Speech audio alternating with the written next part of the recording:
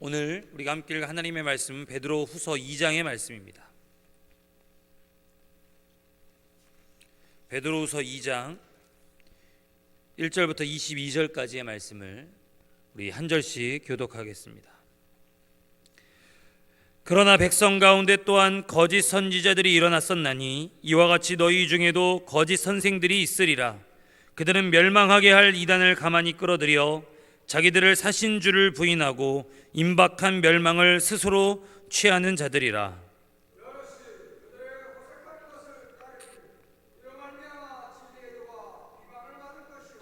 그들이 탐심으로써 지어낸 말을 가지고 너희로 이득을 삼으니 그들의 심판은 옛적부터 지체하지 아니하며 그들의 멸망은 잠들지 아니하느니라.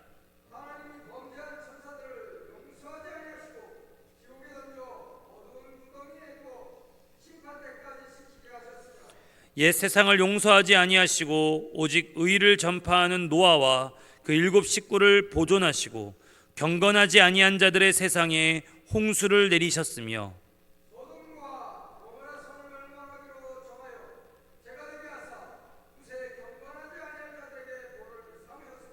무법한 자들의 음란한 행실로 말미암아 고통당하는 의로운 롯을 건지셨으니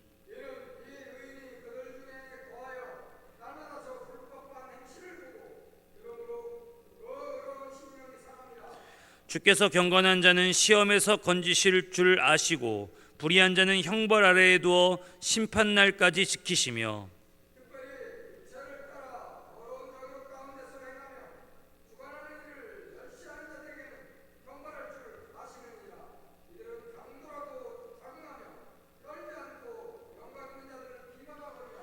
더 큰 힘과 능력을 가진 천사들도 주 앞에서 그들을 거슬러 비방하는 고발을 하지 아니하느니라.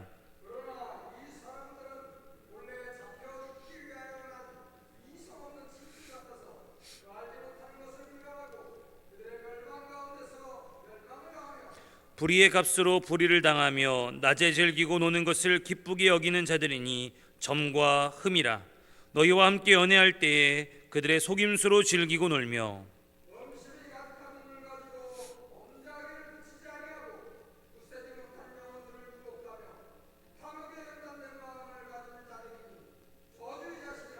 그들이 바른 길을 떠나 미혹되어 부올의 아들 발람의 길을 따르는도다.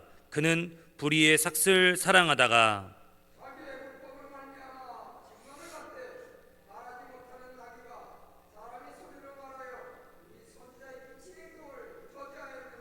이 사람들은 물 없는 샘이요 광풍에 밀려가는 안개니 그들을 위하여 캄캄한 어둠이 예비되어 있나니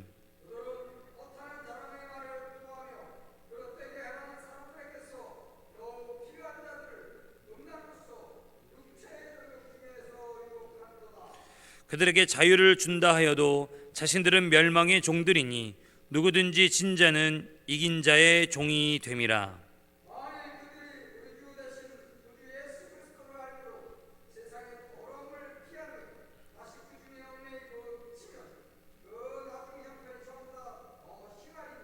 의의 도를 안 후에 받은 거룩한 명령을 저버리는 것보다 알지 못하는 것이 도리어 그들에게 나으니라.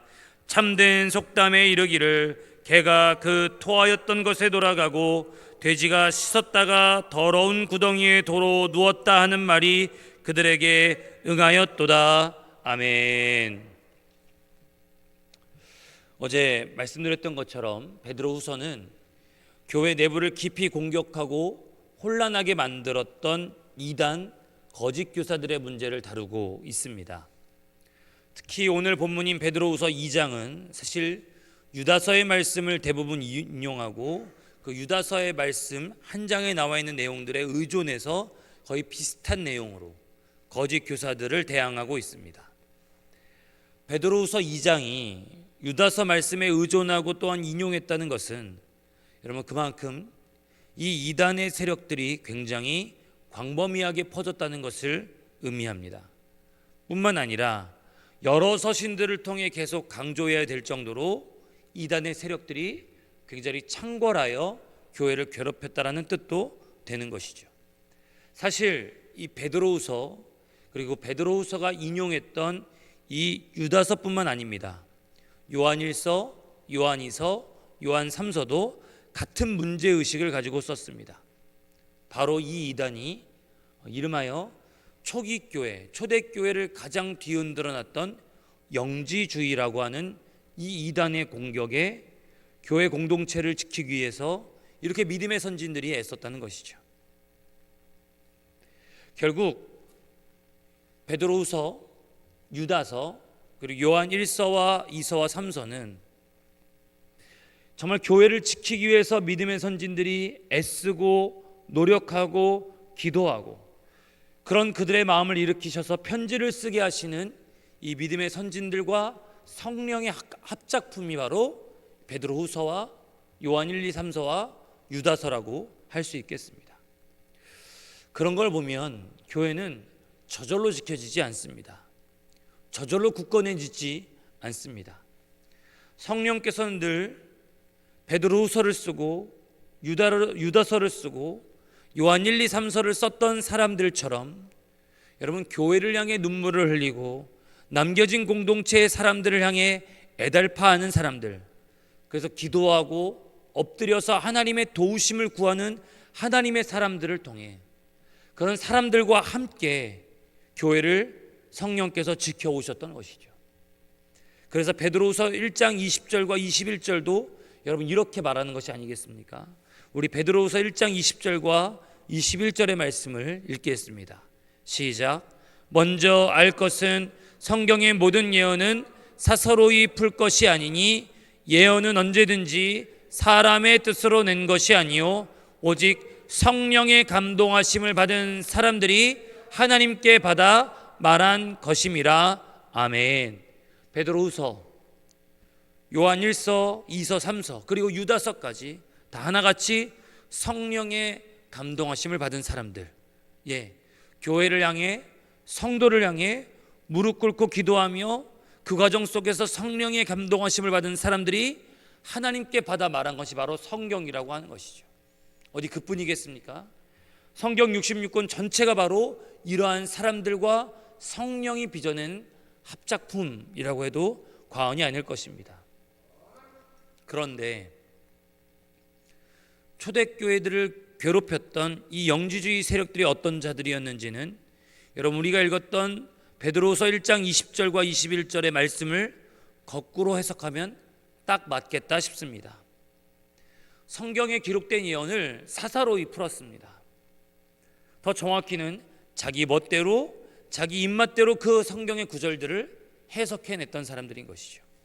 그리고 그것도 어떻게 해석했느냐, 자신을 높이고 자신에게 이익이 되는 쪽으로 예언을 해석해냈습니다. 전형적으로 사사로이 사람의 뜻으로 예언을 적용시켜 나갔던 것입니다. 어제 1장을 통해 베드로후서에 아주 중요한 단어가 있다고 말씀드렸습니다. 그것이 뭡니까? 바로 알미라는 단어입니다. 온전한 알에 대해서 베드로후서가 이야기하고 있습니다. 왜 그랬느냐? 이 영지주의자들은요, 이 알미라는 게 구원에 이르는 참된 영적인 지식이라는 게 예수를 믿는 모두에게 주어졌다라고 말하지 않고 몇몇 사람들에게만 주어졌다라고 말했습니다. 특별한 사람들, 특별한 소수의 사람들에게만 이 영적 지식이 주어졌고 그 사람들만이 구원을 받을 수 있다라고 여겼던 것입니다. 그리고 그런 특별한 지식을 가진 사람들은 하나같이 육신은 모두 약하고 육신적인 것으로는 전혀 구원받을 수 없다라고 말했습니다. 그런데 여러분, 우리 주님 예수 그리스도께서 영으로 오셨습니까? 아니면 육신으로 오셨습니까?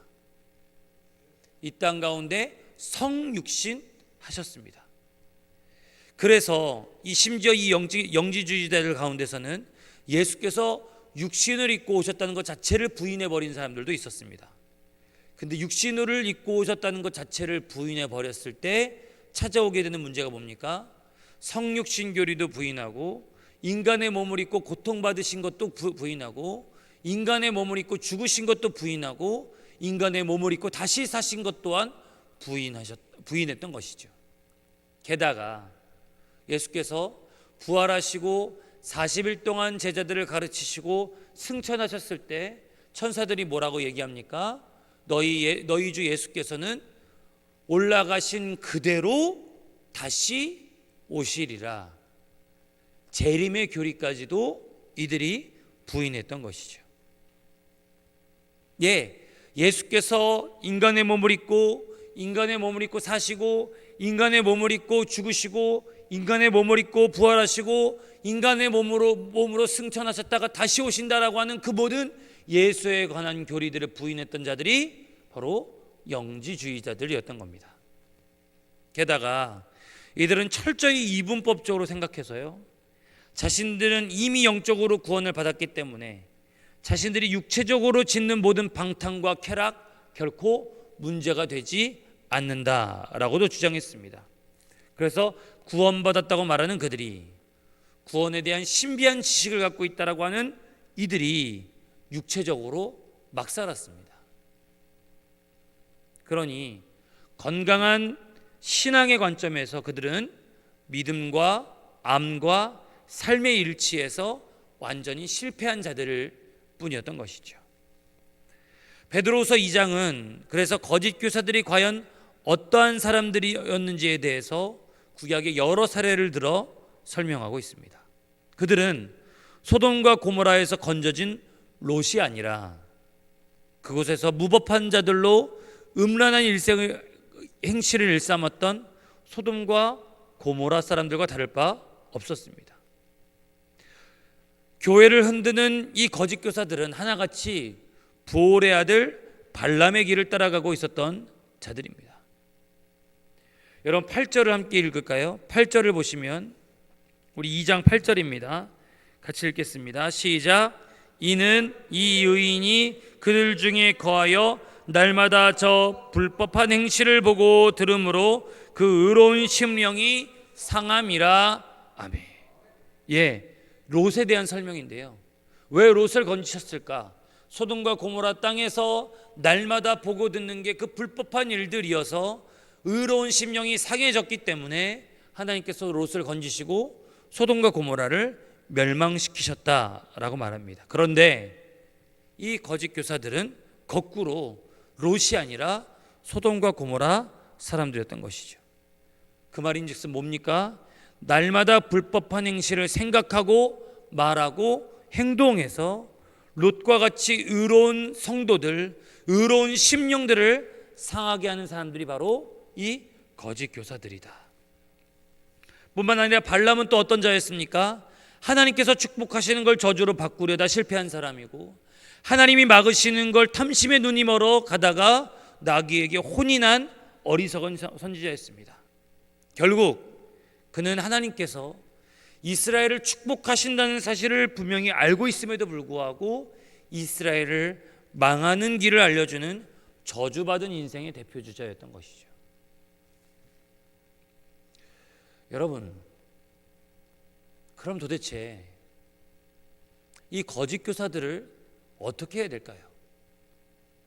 이 이단의 세력들을 도대체 어떻게 해야 교회에서 사라지고 다시는 성도들 곁에 얼씬거리지 못하게 만들 수 있겠습니까? 베드로후서는 생각보다 아주 단순하고도 분명한 해답을 내놓고 있는데요. 우리 4절부터 우리 11절의 말씀을 같이 읽겠습니다. 4절부터 11절입니다. 시작. 하나님이 범죄한 천사들을 용서하지 아니하시고 지옥에 던져 어두운 구덩이에 두어 심판 때까지 지키게 하셨으며, 옛 세상을 용서하지 아니하시고 오직 의를 전파하는 노아와 그 7 식구를 보존하시고 경건하지 아니한 자들의 세상에 홍수를 내리셨으며, 소돔과 고모라 성을 멸망하기로 정하여 재가 되게 하사 후세에 경건하지 아니할 자들에게 본을 삼으셨으며, 무법한 자들의 음란한 행실로 말미암아 고통당하는 의로운 룻을 건지셨으니, 이는 이 의인이 그들 중에 거하여 날마다 저 불법한 행실을 보고 들으므로 그 의로운 심령이 상함이라. 주께서 경건한 자는 시험에서 건지실 줄 아시고 불의한 자는 형벌 아래에 두어 심판날까지 지키시며 특별히 육체를 따라 더러운 정욕 가운데서 행하며 주관하는 이를 멸시하는 자들에게는 형벌할 줄 아시느니라. 이들은 당돌하고 자긍하며 떨지 않고 영광 있는 자들을 비방하거니와 더 큰 힘과 능력을 가진 천사들도 하지 아니하느니라. 아멘. 여러분, 범죄한 자들, 거짓 교사들, 이단들을 구약에 빗대어 어떻게 교회에서 몰아낼 수 있겠습니까? 사실 여기서 우리가 취해야 될 조치들은 나오지 않습니다. 누가 움직이시고 누가 일하시고 누가 심판하십니까? 4절부터 10절의 모든 주어가 다 하나님이십니다. 하나님이 용서하지 않으시고 하나님이 지키게 하셨으며 하나님이 노아와 그 식구들을 보존하시고 그 외에 다른 이들에게 홍수를 내리셨으며 소돔과 고모라를 멸망하기로 정하여 본을 삼으셨으며 롯을 건지셨습니다. 하나같이 불법을 행한 자들, 저주받을 만한 자들을 하나님께서 치리하셨습니다. 하나님께서 심판하셨습니다. 하나님께서 멸망시키셨습니다. 베드로후서를 쓴 이 사람은 거짓 교사와 이단을 하나님께서 징계하시리라는 강한 확신이 베드로후서 2장에 담겨 있었던 것이죠. 오늘날 교회들마다 다양한 방법으로 이단을 막기 위해 노력을 합니다. 출입을 금지하는 포스터를 붙여놓기도 하고 분별하는 방법들을 배우고 익히기도 합니다. 문제가 생기면 세상의 법에, 세상의 치안에 도움을 받기도 합니다. 이 모든 일들이 여러분 다 교회와 그리스도인들을 지키려는 정말 눈물겨운 몸부림들, 귀한 엎드림들, 그리고 최선을 다한 시도들이라고 말할 수 있겠습니다. 그런데 베드로후서는요, 이런 방법들에 앞서 아주 단순한 방법을 제시합니다. 그게 뭐냐? 다시 한번 말씀드리지만 하나님께서 심판하실 것이다. 하나님께서 치리하실 것이다. 거짓 교사들을 하나님께서 친히 징계하시리라. 그러니 너희는 오늘 어떻게 쫓아낼까를 궁리하는 것이 아니라 주 예수 그리스도를 믿는 믿음으로부터 시작된 온전한 알므로 영광을 돌려라. 신성한 성품에 참여해라. 주의 재림을 기다려라 라고 강하게 권면하고 있는 겁니다. 그러니까 어떻게 우리가 이단을 막고 그들을 대적할까가 아니라 어떻게 우리가 진짜 그리스도인이 될지에 더 초점을 기울이라라고 말하고 있는 것이죠. 여러분, 위조 지폐들을 분별하는 방법이 있다고 합니다. 새롭게 등장하는 위조 지폐들을 가장 잘 분별할 수 있는 방법은 위조 지폐 감별사가 뭐만 보면 되냐면 진짜 지폐만 보면 된다는 거죠. 진짜 지폐만 뚫어져라 보고 연구하고 진짜만 제대로 알고 있으면 세상에 어떠한 잡다한 다른 위조 지폐가 나타날지라도 진짜와 가짜를 구별해낼 수 있다라고 하는 겁니다. 우리의 신앙 또한 마찬가지일 것입니다. 다양하게 막는 방법들이 있고 그것들을 추구하는 것은 참 여러 방법으로 또 교회를 지키는 방법이라고 할 수 있겠습니다. 그러나 가장 근원적이고 가장 근본적으로 해야 될 일은 우리가 진짜가 되는 길일 것입니다. 하나님께서 저 이단과 거짓 교사들의 무리들을 심판하시기까지 여러분 얼마의 시간이 걸릴지 모릅니다. 그동안 교회와 성도는 또 얼마만큼 고통당하고 언제까지 참아야 할지도 모르는 일이겠죠. 마치 교회에 닥친 핍박의 상황처럼 말입니다. 그러나 오히려 이 시간들을 통해 기다리고 인내하는 이 시간들을 통해 하나님께서 그들을 직접 치리하실 때까지 우리가 바라보는 그 시간들을 통해 우리가 진짜 그리스도인이 되고 그렇게 기다리는 시간들은 인내하는 시간들은 다시 한번 우리가 세상에 만족할 수 없고 세상에 안주할 수 없는 영적인 나그네임을 깨닫는 시간들이 될 것입니다. 그런 걸 보면 성도의 삶의 가장 기본적이고 중요한 덕목은 인내요 기다림입니다. 우리가 진짜가 되고 진리의 깊고도 굳건하게 뿌리내리는 과정 또한 인내와 기다림을 통해 빚어질 것이요, 그 과정에서 알곡과 쭉정이를 골라내시고 하나님께서 건지실 영혼들을 건져내시는 과정 또한 인내하고 기다려야만 할 것입니다. 그러나 우리에게 이 인내와 기다림의 시간이 무조건 고생이고 무조건 힘겨운 시간들만은 아닐 것입니다. 왜냐하면 베드로 전서에서 약속했던 것처럼 고난과 핍박 속에 있는 우리 가운데, 그 고난을 기뻐하는 우리 가운데 하나님께서 주의 성령이 그 위에 머무시리라 약속하기 때문입니다. 또한 이 고난 속에서 우리를 온전하게 하시며 굳건하게 하시며 강하게 하시며 털을 견고하게 하시는 하나님의 그 구원의 비밀을 발견하게 되리라 확신합니다. 이 새벽을 깨운 새벽 예배자들이 그처럼 인내와 기다림의 시간을 통하여서 하나님의 온전한 사람으로 빚어져 가시며 하나님이 우리를 온전케 하시고 굳건케 하시고 강하게 하시고 견고하게 하시는 하나님의 놀라운 능력을 경험하게 되시기를 주님의 이름으로 축복합니다.